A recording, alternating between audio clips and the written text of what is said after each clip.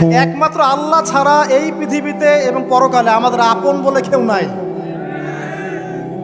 বাকি সবাই সবার স্বার্থের জন্য আছে। মানুষ মানুষের অবস্থানকেই মূল্যায়ন করে। আমরা মারা গেলে পরে 40 দিন তারা আমাদেরকে মনে রাখবে কিনা সন্দেহ আছে। বিশ্বাস করছেন না? এই যে আমাদের অনেক আত্মীয় স্বজন মারা গেছে না, বছরে একটা বারো কি কবরস্থানে কেউ গিয়েছে? হয়তো যায়, মৃত্যুবার্ষিকী ওই দিন যায়, তাই না? দেখেন আমরা কিন্তু আস্তে আস্তে ভুলে গিয়েছি তাদের, আমরা ব্যস্ত হয়ে গেছি। ঠিক একইভাবে তারাও আমাদেরকে ভুলে যাবে। এই জন্যে আমি বারবার আপনাদেরকে মনে করে একটা কথা, আমার জীবন থেকে উপলব্ধি করি একটা কথা, যে একমাত্র আল্লাহ ছাড়া এই পৃথিবীতে এবং পরকালে আমাদের আপন বলে কেউ নাই।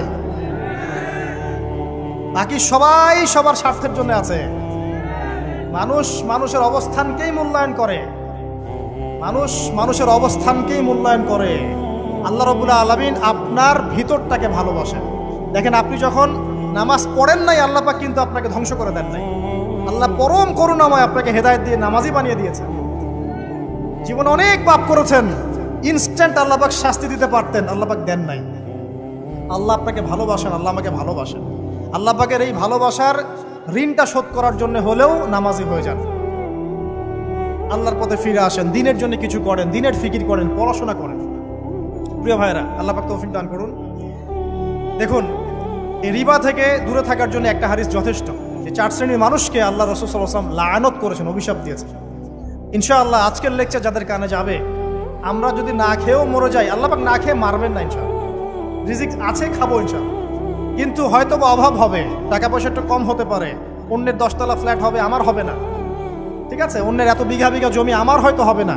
কিন্তু ইনশাআল্লাহ তাআলা এই যে দুনিয়ার মুসাফিরের জীবনটা, এটা মুসাফিরের জীবন না? মুসাফিরের জীবনটা কেটেই যাবে ইনশাআল্লাহ।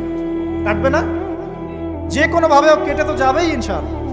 এই যে পরকালের জীবনটা একটা চেতনার শক্তি, জানেন? দুনিয়াতে যত বাধা বিপত্তি আসুক, গাল মন্দ খান, গীবত তহমত খান, কষ্ট হোক, নির্যাতন হোক, একটা বিষয় মনের মধ্যে শান্তি দেয়। কি শান্তি?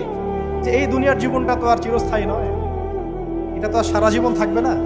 ইনশাআল্লাহ এই অবস্থা আস্তে আস্তে পরিবর্তন হয়ে যাবে। ফাইন্না মাআল উসরি ইউসরা, পরকালে ইনশাআল্লাহ পাবো। দুনিয়াতে না পেলে কি হয়েছে, পরকালে পাবো ইনশাআল্লাহ। যুবক ভাই, এসব জেনা ছেড়ে দেন, আল্লাহ রাব্বুল আলামিন আপনার জন্য হুর রেখেছেন জান্নাত, ইনশাআল্লাহ পাবেন ইনশাআল্লাহ। এটা ছেড়ে দেন, সুদ ছেড়ে দেন, আল্লাহ পাক আপনার জন্য হাউজে কাউসার রাখছে ইনশাআল্লাহ, ঠিক আছে? অন্যায় পাপ ছেড়ে দেন, আল্লাহ রাব্বুল আলামিন আপনার জন্য জান্নাত রেডি করে রাখছে ইনশাআল্লাহ। এই দুনিয়ার জীবনটা ধোঁকা, একটা ছোট্ট জীবন, পুরা ধোঁকা, কিচ্ছু নাই এর মধ্যে। আমার কথা শোনেন, এই দুনিয়ার জীবনে কিছুই নাই। চারপাশে অনেক কিছু মনে হবে, আপনার বাড়ি আছে, গাড়ি আছে, স্ট্যাটাস আছে, টাকা পয়সা, প্রতিপত্তি সব আছে। আদতে আপনি একা, আদতে আপনাকে একাই কবরে যাওয়া লাগবে, একাই আল্লাহর সাথে হিসেব নিকাশ দিতে হবে। কেউ নাই সাথে, আমাদের সাথে কেউ নাই। কিন্তু আপনি মনে করছেন যে সেলিব্রিটিজম বড়, আমি পলিটিক্যাল নেতা হয়েছি, আমাকে সবাই চেনে, আমি ইকোনমিক সেক্টরে লিড দেই, রাষ্ট্রকে লিড দেই, আমি ধর্মতাত্ত্বিক ক্ষেত্রে লিড দেই, আমাকে দেখলে মানুষ বাহবা দেয়, ইত্যাদি ইত্যাদি। দিন শেষে আমি একা, আপনিও একাই। আমাকেও একাই যেতে হবে, আপনাকেও একাই যেতে হবে। এগুলো সব চারপাশের খালি অন্ধ মোহ, আর কিছু না। এই মোহের মধ্যে ঢুকে পড়বেন না, আল্লাহ পাক তৌফিক এনায়েত করুন। নবী সাল্লাল্লাহু আলাইহি ওয়াসাল্লাম বারবার বলতেন, আল্লাহুম্মা ইন্নী আউযু বিকা মিন ফিতনাতিদ দুনিয়া, বলতেন না? হে আল্লাহ, আমি এই দুনিয়ার ফিতনা থেকে তোমার কাছে আশ্রয় প্রার্থনা করছি। ওয়া ইন্নী আউযু বিকা মিন ফিতনাতিন নিসা, আমি মহিলাদের ফিতনা থেকেও আশ্রয় প্রার্থনা করছি। আরো দোয়া করতেন, আল্লাহুম্মা ইন্নী আউযু বিকা মিন আযাবিল কবর, হে আল্লাহ, আমি কবরের আযাব থেকে আশ্রয় প্রার্থনা করছি। ওয়া আযাবি জাহান্নাম, জাহান্নামের আযাব থেকে আশ্রয় প্রার্থনা করছি। ওয়া মিন ফিতনাতিল মাহইয়া ওয়াল মামাত, জীবন মৃত্যুর ফিতনা থেকে আশ্রয় প্রার্থনা করছি। ওয়া মিন শাররি ফিতনাতিল মাসিহিদ দাজ্জাল, এবং দাজ্জালের ফিতনা থেকে আশ্রয় প্রার্থনা করছি। দাজ্জালে পরে আসবো ইনশাআল্লাহ। দাজ্জাল নিয়ে আলোচনা করলে আবার কিছু মানুষ খারাজি ট্যাগ লাগাই দিতে পারে, ওই জন্য এদিকে আমি এখন যাচ্ছি না। হ্যাঁ, সামনে আসি। তো রিবার বিষয়টা বলছিলাম। আইয়ামে জাহিলিয়াতের যে সেই রিবা এখনকার বিশ্বে আছে কি নাই বলেন? ওই সময় না হয় মক্কায় ছিল, এখন কি সারা বিশ্বব্যাপী নাই? বিশ্বের কোনো কান্ট্রি রিবা মুক্ত না, বিশ্বের কোনো দেশ রিবা থেকে মুক্ত থাকতে পারবে না, এই বিশ্ব পরিচালনা যারা করছে ওদের আন্ডারে থাকলে। কখন হবে বিশ্ব রিবা মুক্ত? একদিন বিশ্ব রিবা মুক্ত হবে ইনশাআল্লাহ। একদিন না একদিন এই বিশ্বটা সুদমুক্ত হবে ইনশাআল্লাহু তাআলা। তখন জালেম পার পাবে না, মাজলুমের রক্ত শ্রম বৃথা যাবে না ইনশাআল্লাহ। কবে কত বছর পর আমি জানি না, কিন্তু এতটুকু জানি যে মালহামার পরে যখন আল মাহদি আসবেন এবং তারপর যখন মাসিহুদ দাজ্জাল বের হবে এবং ঈসা ইবনে মারইয়ামকে আল্লাহ পাক নামিয়ে দিবেন, তার হাতে যখন দাজ্জাল নিহত হবে এবং জেরুজালেম থেকে যখন পুরো বিশ্ব শাসন করা হবে মুসলিমদের হাতে, তখন রিবা বলে কিচ্ছু থাকবে না পৃথিবীতে। তার আগ পর্যন্ত এই অবস্থা সলভ হবে কিনা আমরা জানি না, হতেও পারে না। ওই সময় যে হবে নিশ্চিত ইনশাআল্লাহ। আসুন, আইয়ামে জাহিলিয়াতের আরেকটা বড় পাপ ছিল যে এক ভাই বলেছেন, সেটা হচ্ছে নারীর অবমাননা। কে বলেছে এই কথাটা? সামনে একজন। হ্যাঁ, আইয়ামে জাহিলিয়াতের অন্যতম একটা সেরা পাপ ছিল কি? নারীর অবমাননা। এটা নিয়ে কি বলতে হবে? এখন ধর্মের মধ্যেও আমরা নারীদেরকে অবমাননা করছি। বহু নামাজি ব্যক্তি আছে আমাদের মধ্যে, দেখবেন বোনের সম্পত্তি দেয় নাই, মেয়েকে শিক্ষিত করতে যাচ্ছেন না। কেন যাচ্ছেন না? ওর কি অধিকার নাই শিক্ষার? আপনি কি জানেন যে আয়েশা রাদিয়াল্লাহু আনহার কাছে বহু সাহাবী হাদিসের তালিম নিয়েছেন, বহু হাদিস শিখিয়েছেন কে? মা আয়েশা রাদিয়াল্লাহু আনহা। তিনি যদি শিক্ষিত না হতেন শেখাতে পারতেন? তো মেয়েদের শিক্ষার দরকার আছে না? হ্যাঁ, কি বিষয় দরকার? তাদের উপযুক্ত পরিবেশ নিশ্চিত করতে হবে, নিরাপত্তা, পর্দা এগুলো নিশ্চিত করতে হবে। তারপরে মেয়েদেরকে আপনি অবশ্যই শিক্ষিত করুন। ঘরের কোণে বসে রাখতে কে বলেছে? আপনি নিরাপদ পরিবেশ দেন, পর্দা দেন, তারা মাদ্রাসা যাবে, পড়াশোনা করবে। ঠিক আছে? আল্লাহ পাক আমাদের মা বোনদেরকে শিক্ষিত করার তৌফিক দান করুন, আমিন। ভালো ভালো কোয়ালিটি সম্পন্ন মহিলা মাদ্রাসা গড়ে তোলেন। আর মেয়েরা যদি শিক্ষিত না হয় তাহলে আমাদের বাড়ির বউরা শিক্ষিত হবে। আর বউ শিক্ষিত না হলে আপনি একা শিক্ষিত হয়ে লাভ নাই। তখন ওই যে বললাম টর্চার সেল, ওই টর্চার সেলে ঢুকতে হবে আর কি। কথা বুঝতে পারছেন না? আগে বিয়ে শাদী করেন, বুঝবেন ইনশাআল্লাহ। যারা করেছেন তারা অলরেডি হাসছে যে মিটমিট করে দেন। ঠিক আছে? আচ্ছা, সামনে আসেন। দেখেন মেয়েদের অবমাননা কিভাবে দেখাবো। সবচেয়ে বড় অবমাননা হচ্ছে ওদের দেহটাকে আমরা এখন পণ্য বানিয়েছি। এই যে পর্নোগ্রাফি দেখেন, এই মেয়েগুলোর ইজ্জতের কোনো দাম নাই। মানে তাদের দেহটাকে একটা ব্যবসার সামগ্রী বানানো হয়েছে। এবং আমি একটা লেকচার দিয়েছিলাম ঢাকায়, নীল দর্পণ, দেখবেন অনলাইনে আছে। ওখানে আমি স্ট্যাটিস্টিক দেখিয়েছি যে সারা বিশ্বে এই যে আমেরিকায় শুধুমাত্র $12 বিলিয়ন ব্যবসা করে পর্ন দিয়ে। এটা একটা ব্যবসা, একটা ইন্ডাস্ট্রি। যেমন ফিল্ম ইন্ডাস্ট্রি আছে, তারপরে গানের ইন্ডাস্ট্রি আছে না, এরকম একটা ইন্ডাস্ট্রি হচ্ছে এই পর্ন ইন্ডাস্ট্রি।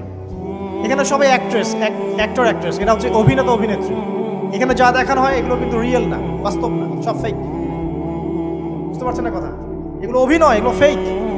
এবং এটা একটা ইন্ডাস্ট্রি, এর মধ্য দিয়ে মেয়েদের দেহটাকে পণ্য বানিয়ে সারা বিশ্বে ব্যবসা করছে। এবং এর একটা অন্যতম উদ্দেশ্য হচ্ছে মুসলিম যুবকদের ঈমান যেন নষ্ট করা যায়। কারণ মুসলিম যুবকদের ঈমান চলে গেলে তারা নিশ্চিন্ত যে ওদের পথে আর কেউ বাধা নাই। কারণ ওদের এই জুলুমের পথে বাধা যদি কেউ দিতে পারে তাহলে কারা দিবে? মুসলিমরা। আর মুসলিমদের মধ্যে সবচেয়ে শৌর্য কাদের মধ্যে থাকে? যুবকদের মধ্যে। যুবকদের ঈমান যদি চলে যায় তাহলে এদের আর কোনো সমস্যা নাই। এই বিষয়টা খেয়াল করবেন যে এটা একটা ইন্ডাস্ট্রি। সো এখানে আমরা মেয়েদের দেহটাকে আমরা কি বানিয়েছি? পণ্য বানিয়ে দিয়েছি। আর এখন তো চলছে কাপড় খোলা সংস্কৃতি। প্রত্যেকটা সেক্টরে আপনি গিয়ে দেখবেন মেয়েদের ইজ্জত, সম্মান, আব্রুটাকে উন্মুক্ত করে এটাকে দিয়ে আমরা বিজনেস করছি। এটা একটা বিজনেস। এখানে সমাধান কি? সমাধান আয়েশা রাদিয়াল্লাহু আনহা। সমাধান কে? সমাধান ফাতিমা রাদিয়াল্লাহু আনহা। সমাধান কে? সমাধান খাদিজা রাদিয়াল্লাহু আনহা। আমাদের মা, আমাদের বোন, আমাদের স্ত্রীদেরকে তাদের মতো করে মানুষ করতে হবে, গড়ে তুলতে হবে ইনশাআল্লাহ। দেখবেন নারীর সত্যিকারের সম্মান নিশ্চিত হবে ইনশাআল্লাহ। ইসলাম কি কখনো বলেছে যে মেয়েরা কাজ করতে পারবে না, পড়াশোনা করতে পারবে না ইত্যাদি? এই নাস্তিকরা তো ঠুনকো যুক্তি দিয়ে আক্রমণ করে। কে বলেছে? সমস্যা এমন ইসলামিক স্টেট আছে যেখানে একটা স্টুডিও, মনে করি স্টুডিও, ছবি তোলা হয়, কথার কথা, সেখানে সব কর্মী মহিলা, কোনো পুরুষ নাই। একটা মাদ্রাসা, সমস্ত কর্মী মহিলা, কোনো পুরুষ নাই। একটা স্কুল, সবাই মহিলা, কোনো পুরুষ নাই। ওখানে মেয়েরাই পড়ে, মেয়েরাই শেখায়। জায়েজ না জায়েজ বলেন? একটা নিরাপদ পরিবেশে যদি মেয়েরাই মেয়েদের দায়িত্ব নিয়ে পড়াশোনা করায়, ব্যবসা করে, অন্য কিছু করে, জায়েজ না জায়েজ? তাহলে পরিবেশ নিশ্চিত করাটা হচ্ছে চ্যালেঞ্জ। ইসলাম বলছে না যে আপনি তাকে একদম অজ্ঞ করে রেখে ঘরের কোণে ফেলায় রেখে দেন, তাকে আপনি পড়াশোনাও শেখাবেন না, সম্পত্তির অধিকারও দিবেন না, কিছুই না। এগুলো ইসলাম কখনো বলেনি। বলেছে? আরে বোকা মানুষ! রাসূলুল্লাহ সাল্লাল্লাহু আলাইহি ওয়াসাল্লামের সময় তো মহিলা সাহাবীরা উহুদের যুদ্ধ করেছে। কি শুনলেন? রাসূল সাল্লাল্লাহু আলাইহি ওয়াসাল্লামের সময় মহিলা সাহাবী উহুদের যুদ্ধও করেছে। উহুদের যুদ্ধের নাম শুনেছেন? ওখানে মহিলা সাহাবীও ছিল তীরন্দাজ। তাহলে মহিলাটা কি করে নাই নবীর যুগে? খাদিজা রাদিয়াল্লাহু আনহা যত বড় ব্যবসায়ী ছিলেন, এখন এত বড় ব্যবসায়ী পাবেন? কোন মেয়ে আছে এত বড় ব্যবসায়ী? উসমান রাদিয়াল্লাহু আনহু যত বড় বিজনেসম্যান ছিলেন, এখন এত বড় বিজনেসম্যান আছে? তো কি ছিল না সেই স্বর্ণ যুগে? ওই স্বর্ণ যুগের সুন্নতি আমাদেরকে আমল করতে হবে। আল্লাহ পাক তৌফিক এনায়েত করুন, আমিন। প্রিয় মা ও বোনেরা, পর্দা ছাড়বেন না। আপনাদের জন্য 4টা কাজ: স্বামীর আনুগত্য করা, লজ্জাস্থানের হেফাজত করা, আপনার 5 ওয়াক্ত সালাত ঠিকঠাক মতো আদায় করা এবং রমজান মাসে সওম রাখা।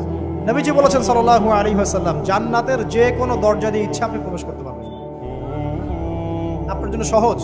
আর স্বামীর আনুগত্য বলতে আমি বুঝাইনি স্বামীর দাসত্ব করতে হবে, এটা বলিনি। এখনকার কিছু ফ্যামিলিস্ট মেয়ে আছে, ওরা আনুগত্য শব্দ মনে হয় যে দাসত্ব বলে।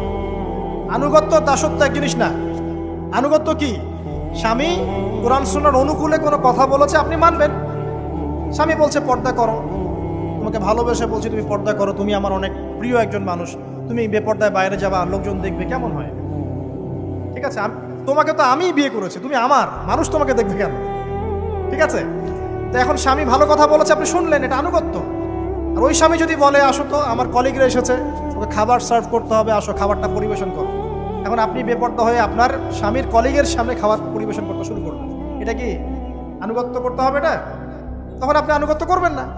সিম্পল, কোরআন সুন্নাহর অনুগত কাজে আপনি স্বামীর আনুগত্য করবেন, বিপরীতে গেলে আপনি করবেন না। স্বামীর আনুগত্য মানে স্বামীর দাসত্ব নয়। আর এই হাদিসটা আপনি কেন ভুলে যান যে আল্লাহ রাসূল সাল্লাল্লাহু আলাইহি ওয়াসাল্লাম বলেছেন আল্লাহ ছাড়া যদি কাউকে সেজদা করা যেত, সম্মান বুঝাচ্ছেন, আল্লাহ ছাড়া যদি কাউকে সেজদা করা জায়েজ হতো, আমি মেয়েদেরকে বলতাম যেন স্বামীকে সেজদা করে। কেন? কারণ আপনাকে রেসপন্সিবিলিটি, আপনার খাবার, আপনার ফুড, আপনার শেল্টার, আপনার মানে পুরো দায় দায়িত্ব নিজের হাড় ভাঙা পরিশ্রম দিয়ে, জীবনের ঝুঁকি নিয়ে স্বামী আপনার জন্য করে। সে আপনার সম্মান পাওয়ার যোগ্য তো? সে কি আপনার সম্মান পাওয়ার যোগ্য নয়? আপনি যদি সম্মানের হক আদায় না করতে পারেন তাহলে আপনি অকৃতজ্ঞ। আর অকৃতজ্ঞ মেয়ে কখনো জান্নাতে যাবে? একটা হাদিসে আছে বেশিরভাগ মেয়ে জাহান্নামের যাওয়ার অন্যতম কারণ হচ্ছে তারা স্বামীর সাথে কুফরি করে। কি করে? মানে সারা জীবন স্বামী ভালোবেসে যায়, ভরণ পোষণ দিয়ে যায়, সব চাহিদা পূরণ করে যায়, একদিন দেখবেন কথা কাটাকাটি হয়েছে, ওই দিন বলে বসবে যে তোমার কাছে আমি কিচ্ছু পাই না। এই যে কুফরি, এই কারণে তারা জাহান্নামে যেতে পারে বেশি। আল্লাহ হেফাজত করবে। আরেকটা কারণ হচ্ছে যে বেপর্দা। আপনাকে 4টা মূলনীতি ফলো করতে হবে।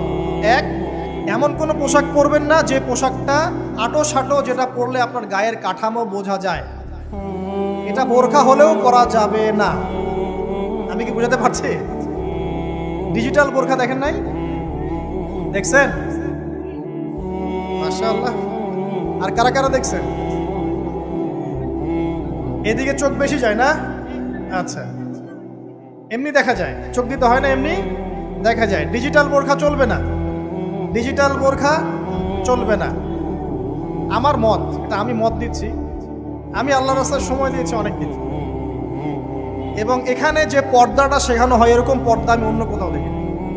এত চমৎকার পর্দা শেখানো হয়। কারা কারা সময় লাগিয়েছেন? 3 দিন 7 দিন সময় দিয়েছেন কারা কারা? বেশিরভাগই দেন নাই। সমস্যা নাই, দিতে হবে, আমি বাধ্যতামূলক বলিনি আপনাকে।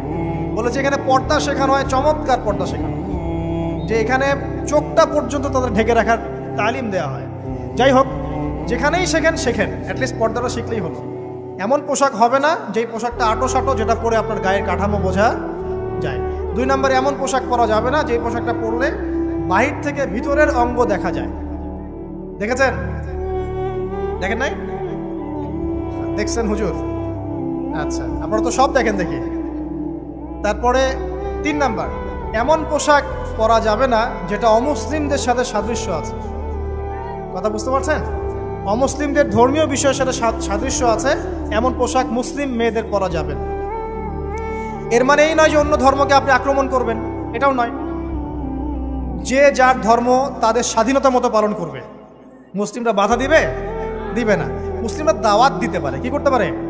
দাওয়াত দিতে পারে যে ভাই, যে লা ইলাহা ইল্লাল্লাহর কনসেপ্ট আপনাকে বুঝাচ্ছি, আল্লাহ ছাড়া কোনো মাবুদ নাই, মুহাম্মদ সাল্লাল্লাহু আলাইহি ওয়াসাল্লাম সর্বশেষ রাসূল, এই কোরআন পড়ুন, হাদিস পড়ুন, দেখুন এটাই হচ্ছে মানবতার মুক্তির সনদ। এরপর যদি সে ইসলাম কবুল করে আলহামদুলিল্লাহ, যদি না করে এর হিসাব কে দিবে? সে নিজে দিবে। এর হিসাব কি আমাকে দেওয়া লাগবে? দেওয়া লাগবে না। তো অমুসলিমদের সাথে সাদৃশ্য আছে এমন পোশাক চলবে না। আর 4 হচ্ছে পুরুষরা মেয়েদের পোশাক পরতে পারবে না, মেয়েরা পুরুষদের পোশাক পরতে পারবে না। জি, আপনাদেরকেই বলছি, আপনারা জিন্স পরতে পারবেন না, মেয়েদেরকে বলছি, এবং টি শার্ট পরতে পারবেন না। আপনারা ওই যে যা ইচ্ছা তাই ড্রেস পরে বলবেন যে 1000 বছরের সভ্যতা সংস্কৃতি, এসব বাজে কথা চলবে না এখানে। এটা 1000 বছরে কোনোদিনও আমাদের দাদা নানিরা এগুলা কখনো পরে নাই। করছে? আপনার দাদি কখনো ওইরকম পরছিল শাড়ি? তো যে বললো 1000 বছর থেকে পরে আসতেছে নাকি? সুবহানাল্লাহ। তো এখানে বিষয়টা হচ্ছে পুরুষ মেয়ের পোশাক পরতে পারবে না, মেয়ে পুরুষের পোশাক পড়তে পারবে না। আমি খুব সংক্ষিপ্ত করে আপনাকে কোরআন সুন্নাহ থেকে 4টা মূলনীতি বলে দিলাম। এই 4টা মূলনীতি কোরআনেও আছে, হাদিসেও আছে। আসেন, এই যে নারীর অবমাননা, এই বিষয়টা আইয়ামে জাহিলিয়াতে যেমন ছিল, এখন দেখবেন আরো বড় পরিসরে এসেছে। আসে নাই? এই যে ফ্যাশন শো, দেহের প্রদর্শনী, বিভিন্ন ফিল্মস দেখবেন, ফিল্ম ইন্ডাস্ট্রিজে দেখবেন, মিউজিকে দেখবেন, পর্নে দেখবেন, মেয়েদের দেহটাকে নিয়ে ব্যবসা করা হচ্ছে। আগে তো না হয় কন্যা সন্তান হলে জীবন্ত পুঁতে ফেলতো নাকি? এখন যদি গর্ভের বাচ্চা মেয়ে জানে, অনেকে আগেই মেরে ফেলে। বুঝেন নাই মনে হয়? অনেকে যদি জানে যে গর্ভে মেয়ে সন্তান আছে, আগেই মেরে ফেলে। এমন অনেক দেশ আছে, আমি নাম বলছি না দেশের সঙ্গত কারণে, যে সেই দেশে এরকম মেয়ে সন্তানকে এই যে খালাস করে ফেলার, নষ্ট করে ফেলার, ভ্রূণ নষ্ট করার আলাদা ক্লিনিক আছে, আলাদা হসপিটাল আছে। বলে নাউজুবিল্লাহ। তো আসলে ওই 1450 বছর আগের মানুষটা বেশি বর্বর ছিল না আমরা বেশি বর্বর? এই অধিকারের কথা বলে বলে আমরা মেয়েদের দেহটাকে নিয়ে এখন মস্করা করছি, তামাশা করছি। সবচেয়ে সেরা অধিকার কোথায় পাবে? কোরআনে পাবে, হাদিসে পাবে, ইসলামে পাবে। তার পর্দা নিশ্চিত হবে, দেহ সেফ থাকবে, তার ইজ্জত নিশ্চিত হবে, ইজ্জত সেফ থাকবে, তার সম্মান সেফ থাকবে, তাকে রাজরানীর মতো স্বামী বাসায় রাখবে, কারণ সে হচ্ছে তার কাছে সবচেয়ে মূল্যবান প্রিয় বস্তু। শুধু তাই নয়, সম্পত্তির অধিকার তাকে দিতে হবে। একজন মেয়ে তার ভাইয়ের সম্পত্তি পাবে, তার বাবার সম্পত্তি পাবে, তার স্বামীর সম্পত্তি পাবে, সব দিক থেকে সে সম্পত্তি পাবে। আর একজন ছেলে কিন্তু সব দিক থেকে সম্পত্তি পাবে না। এই বিষয়গুলো যখন এক শ্রেণীর মানুষ বোঝে না, তখন ইসলামের বিরুদ্ধে অহেতুক প্রপাগান্ডা চালানো শুরু করে। সবচেয়ে সেরা সম্মান রক্ষার উদাহরণ দেয়া হয়েছে ইসলামে, কোরআনে এবং হাদিসে। এই কথাটা আপনাদের মা বোনদেরকে বোঝাবেন, তবে নম্রতার সাথে বোঝাবেন, কারণ উচ্চবাচ্য করলে তারা কথা শুনবেন। আল্লাহ রাসূল সাল্লাল্লাহু আলাইহি ওয়াসাল্লাম বলেছেন, কিছুটা বাঁকা হাড় দিয়ে তাদেরকে তৈরি করা হয়েছে। যদি আপনি শক্ত করে চাপ দিতে যান তাহলে ভেঙে যাবে, আর যদি আপনি ওই অবস্থায় ছেড়ে দেন তাহলে বাঁকাই থেকে যাবে। এখানে আপনাকে হিকমা অবলম্বন করতে হবে। আল্লাহ পাক তৌফিক দান করুন। একটা বিষয় বলছিলাম, ওই যে শিরকের পাপ এখন গ্লোবালাইজেশন হয়েছে না, ওই সুদের পাপ এখন গ্লোবালাইজেশন হয়েছে না। গ্লোবালাইজেশন বোঝেন? মানে বিশ্বায়ন, পুরো বিশ্বে ছড়িয়ে পড়েছে না। আরেকটা হচ্ছে এই যে মেয়েদের অবমাননা, এটা সারা বিশ্বে ছড়িয়ে পড়ে নাই? আচ্ছা, আর দুটা বলবো, এরপর বলে আমি শেষের দিকে যাচ্ছি। আসা, একটা হচ্ছে মাদক। আইয়ামে জাহিলিয়াতের অন্যতম সেরা পাপ ছিল কি? মাদক। ওই যে বলছেন জাহিলি যুগ, কেন বলছেন জাহিলি যুগ? বিকজ ওইখানে মাদক খেত মানুষ বেশি। এখন বলেন, ওখানে না হয় মক্কায় মাদক খেত মানুষ, এখন সারা বিশ্বে মাদক ছড়িয়ে পড়ে নাই? বেশি না কম? এখন এই যে নতুন নতুন মাদক আসছে, ইয়াবা, আরো নাকি কি কি আসছে নতুন নতুন, আমরা নামও জানি না। এই যে গাজার নাম জানি, ফেন্সিডিলের নাম জানি, আর কি কি আছে? হিরোইন বলেন, আর দু একটা, আফিম, আর কি আছে? হ্যাঁ, রেন্ডি, সুবহানাল্লাহ, এই নামও কখনো শুনি নাই আমি। আচ্ছা শোনেন, বিষয়টা হচ্ছে, দেখুন এই বিষয়টা কি হালাল না হারাম? আচ্ছা, এটাকে যদি আমরা হালাল করে নেই তাহলে কি হবে? কুফরি হবে না শিরক হবে? শিরক কুফর দুটোই হচ্ছে। কিন্তু এখন মক্কার কিছু মানুষ মাদক খেয়েছে বুঝলাম, আল্লাহ রাব্বুল আলামিন ধাপে ধাপে এখান থেকে বের করেছেন। প্রথমে বলেছেন মদ খেয়ে নামাজের ধার কাছে যেও না। হ্যাঁ, তারপরে বলেছেন এই যে মাদকে কিছুটা উপকার আছে কিন্তু বেশি ক্ষতি। তারপর বলেছেন খেয়ে নামাজের কাছে যেও না। তারপর ধাপে ধাপে শেষের দিকে এসে আল্লাহ পাক বলেছেন যে এটাকে ছেড়ে দাও। সূরা মাইদায় পড়ে দেখেন, এটা শয়তানের কাজ। তখন সাহাবায়ে কেরাম রাদিয়াল্লাহু আনহুম পুরোপুরি মাদক থেকে নিজেদেরকে মুক্ত করলেন। এরপরে কি কখনো তারা মাদক ছুঁয়েও দেখেছেন? বরং মাদকদ্রব্য সেবন করলে 40টা লাঠি বেত্রাঘাত করতে হয় ইসলামিক শাস্তি। কয়টা লাঠি? আর উমর রাদিয়াল্লাহু আনহুর সময়ে 40 লাঠিকে বাড়িয়ে 80 লাঠি করা হয়েছে। কত লাঠি? 80 লাঠি। কিন্তু আরো একটা পাপের শাস্তি আছে, বলবো? অপবাদ। এখন যেটা বেশি দেওয়া হয়, অপবাদ, মিথ্যা অপবাদ, সতী সাদী নারীর উপরে মিথ্যা অপবাদ, এর শাস্তি হচ্ছে 80 লাঠি। আবার 100 লাঠির শাস্তি আছে, 100 লাঠি। এটা কিসের জানেন? জিনা। জিনা এই যে যারা করছেন, এর শাস্তি হচ্ছে 100 লাঠি। তাও জনসমক্ষে দিতে হবে, গোপনে না। আর 1 বছরের জন্য এলাকা ছাড়া করতে হবে। রজম একটা শাস্তি আছে, রজম। এটা কি? রজম মানে পাথর নিক্ষেপ করে হত্যা। এটা তো বর্বর, তাই না? অমানবিক, মধ্যযুগীয়। এসব কথা শুনছেন না? শোনেন, কিছু কিছু বিষয় আছে যে বিষয়গুলো করার পরে এই পৃথিবীতে মানুষ বেঁচে থাকার অধিকারটা হারিয়ে ফেলে। কথা বুঝতে পারছেন না? কিছু কিছু পাপ আছে, এগুলো করলে পরে মানুষ এই পৃথিবীতে বেঁচে থাকার অধিকারটা হারায় ফেলে। যেমন কোনো বিবাহিত ব্যক্তি যদি জেনা করে, নাউজুবিল্লাহ, কোনো ছেলে যদি কোনো ছেলের সাথে যৌন সম্পর্ক করে, সমকামী করে, বা এটাকে যেটা গে মানে যেটা কি বলে, সমকামিতা, ঠিক আছে, এই কাজ যদি কেউ করে, নোংরা কাজ যদি কেউ করে, কোনো মেয়ে যদি কোনো মেয়ের সাথে এরকম কোনো কাজ করে, একই পাপ। এইসব পাপ করলে পরে এই পৃথিবীতে বেঁচে থাকার অধিকারটা সে হারিয়ে ফেলে। কথা কি বুঝতে পারছেন? আচ্ছা, তখন শাস্তি হচ্ছে আল্লাহ রাব্বুল আলামিন পাথর নিক্ষেপ করে হত্যা করতে বলেছেন। কারণ হচ্ছে সে এত গর্হিত একটা কাজ করেছে যেটা এই শাস্তি পাওয়ার সম্পূর্ণ যোগ্য। এবং কওমে লূত নামে যে কওম ছিল, ওই কওমটাকে আসমানে উঠিয়ে আল্লাহ পাক পাথর বর্ষণ করে এভাবেই শেষ করে দিয়েছে। জর্ডান একটা দেশ আছে না, জর্ডান, জর্ডানের পাশে ডেড সি নামে একটা জায়গা আছে, ডেড সি, মৃত সাগর। ওইখানে সাদুম নামে একটা গোত্র থাকতো। কোন গোত্র? সাদুম। ওই সাদুম গোত্র এরকম সমকামী ছিল। আল্লাহ রাব্বুল আলামিন লূত আলাইহিস সালামকে পাঠিয়েছিলেন, তারা হেদায়েতের বাণী শোনে নাই। আল্লাহ পাক ওদেরকে আসমানে উঠিয়ে পাথর নিক্ষেপ করে উল্টা দিকে দাফন করে দিয়েছে। কিছু কিছু পাপ আল্লাহ পাক সহ্য করেন না, আল্লাহ পাকের আরশ কেঁপে ওঠে। এই পাপগুলো সেরকম পাপ। কথা বুঝতে পারছেন? তো এই যে জিনা, পর্নোগ্রাফি, ব্যভিচার, পরকে, এগুলোর মধ্য দিয়ে আমরা নারীর অবমাননা করছি না? এবং ধর্মের মাধ্যমেও মাঝে মাঝে করছি, যখন আমরা ধর্মের নামে মেয়েদের অধিকার দিচ্ছি না। অনেকেই সম্পত্তির অধিকার দিচ্ছেন না, অনেকে শিক্ষিত করছেন না, অনেকেই আরো যৌতুক নিচ্ছেন না, যৌতুক নিচ্ছেন না অনেকেই। যে বিয়ের সময় যৌতুক নেয়, এটা তো মেয়ের উপর, মেয়ের পিতার উপর টর্চার করা, সম্পূর্ণ হারাম, সম্পূর্ণ হারাম। তারপরে দেখবেন, রিপোর্টগুলো পড়ে দেখবেন যে এই বছর 2000 কত, এটা 22, এই 22-এই গভর্নমেন্ট রিপোর্ট অনুযায়ী নিবন্ধিত প্রায় 1339টা ধর্ষণের মামলা হয়েছে। তো এটা এখন অ্যাভেলেবল, যে কোনো সব জায়গায় ধর্ষণ হচ্ছে, এখন অ্যাভেলেবল। মানুষ এটাকে স্বাভাবিক মনে করছে, এখন নর্মাল, নর্মাল ধর্ষণ হতেই পারে, মানুষ এখন এমন মনে করছে।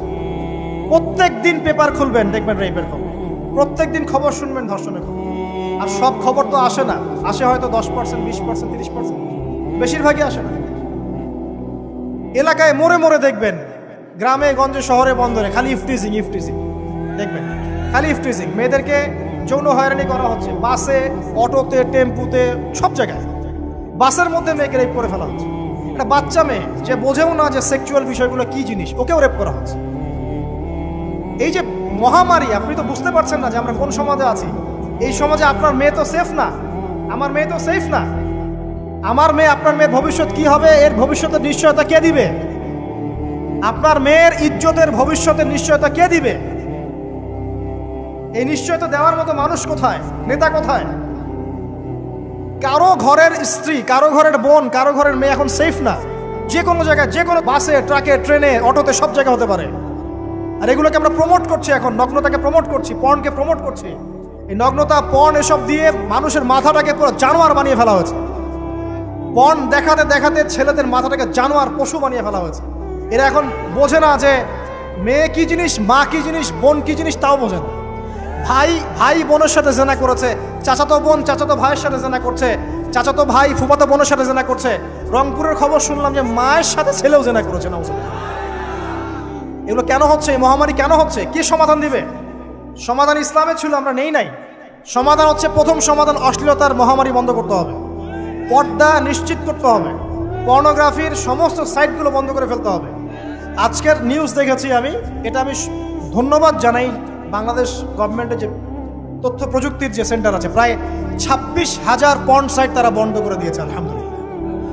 তো কথা বললে তো কাজ হবে, কথা না বললে কাজ হবে কিভাবে?